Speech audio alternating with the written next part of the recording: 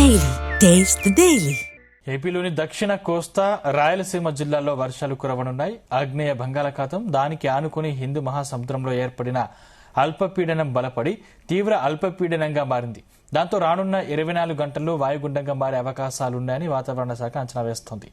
అయితే అది తుఫానుగా మారుతుందా లేదా అన్న క్లారిటీ ఇవ్వలేదు.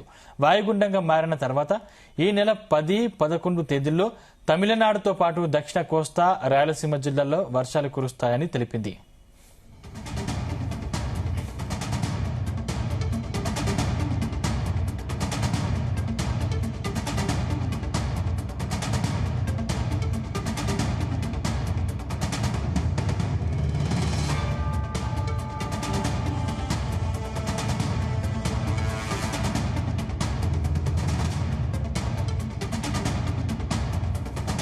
దక్షిణ కోస్తా రాయలసీమ జిల్లాల్లో వర్షాలు పడే అవకాశాలున్నాయని ఇప్పటికే వాతావరణ శాఖ సూచించింది. ఈ అంశానికి సంబంధించిన మరింత పూర్తి సమాచారం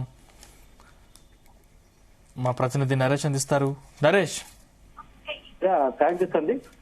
ఆగ్నేయ బంగాళాఖాతం దానికి ఆనుకొని హిందూ మహాసముద్రంలో ఏర్పడినటువంటి అల్పపీడనం బలపడి తీవ్ర అల్పపీడనంగా కూడా మారిందనేసి వాతావరణ శాఖ అయితే తెలిపింది. దీని ద్వారా కదులుతూ నైరుతి బంగాళాఖాతంలో ఇవాళ వాయుగుండంగా బలపడేటువంటి ఛాన్స్ అయితే పేర్కొందనేసి రానున్నటువంటి 24 గంటల నుంచి 48 గంటల్లో కూడా భారీ వర్షాలు పడేటువంటి అవకాశం ఉందనేసి అయితే మాత్రం చెప్తున్నారు. దీని ప్రభావం అయితే మాత్రం ఎక్కువగా దక్షిణ కోస్తా నుంచి అలాగే రాయలసీమ ప్రాంతాలు అలాగే తమిళనాడు ప్రాంతాల్లో అయితే కూడా ఎక్కువగా ఉంటుందనేసి అయితే వాతావరణ శాఖ అయితే చెప్పింది. దీంతోనే ఇది ఒక అల్పపీడనం కారణంగా ఏపీలో ఉన్నటువంటి దక్షిణ కోస్తా కావచ్చు అలాగే రాయలసీమ జిల్లాల్లో అయితే వర్షాలు ఉన్నట్టుగా కూడా వాతావరణ శాఖ తెలిపింది. ఇక ఆగ్నేయ బంగాళాఖాతం నుంచి దాని ఆనుకొని హిందూ మహాసముద్రం గుండగా ఏర్పడేటువంటి ఒక అల్పపీడనం రానున్నటువంటి 24 గంటల నుంచి 48 గంటల్లోగా ఇది తీవ్ర స్థాయికి కూడా చేరేటువంటి అవకాశం ఉంది. దీని ద్వారా ఇప్పుడు ఇస్తున్నటువంటి మార్పులు అంతా కూడా ఈ రోజు అలాగే అర్ధరాత్రి నుంచి కానీ రాయలసీమ జిల్లాలు అలాగే ఆంధ్ర నుంచి కూడా వర్షాలు పడేటువంటి అవకాశాలు ఎక్కువగా కనిపిస్తున్నాయి. వాతావరణం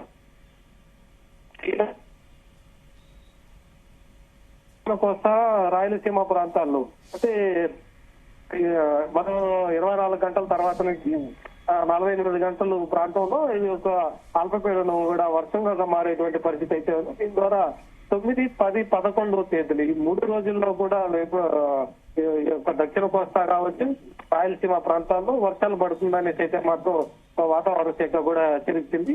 వీటిలో అలాగే ఒక వాయుగుండం మారేటువంటి అవకాశాలు ఎక్కువగా కనిపిస్తున్న నేపథ్యంలోనే వాతావరణ శాఖ అయితే మాత్రం ఒక అంచనా కూడా వేస్తుంది. అయితే ఈ యొక్క తుఫాను ఒక తుఫానుగా మారుతుందా లేదా అన్న దానిపైన అయితే మాత్రం ఇంకా వాతావరణ శాఖ అయితే క్లారిటీ ఇవ్వలేదు. వాయుగుండం అయితే మాత్రం తుఫానుగా మారిన తర్వాత ఈ నెలలో అయితే మాత్రం 10, 11 అలాగే 9వ తేదీ ఈ 3 రోజుల్లో కూడా వర్షాలు పడుతుందనేసి అయితే మాత్రం వాతావరణ శాఖ అయితే మాత్రం ఒక అంచనా కూడా వేస్తున్నటువంటి పరిస్థితి.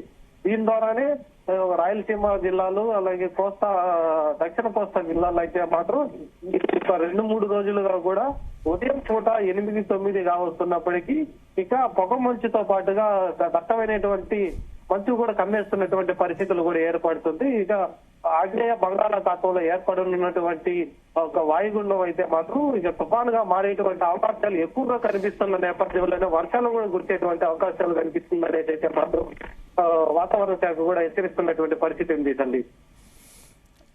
Thank you Naresh.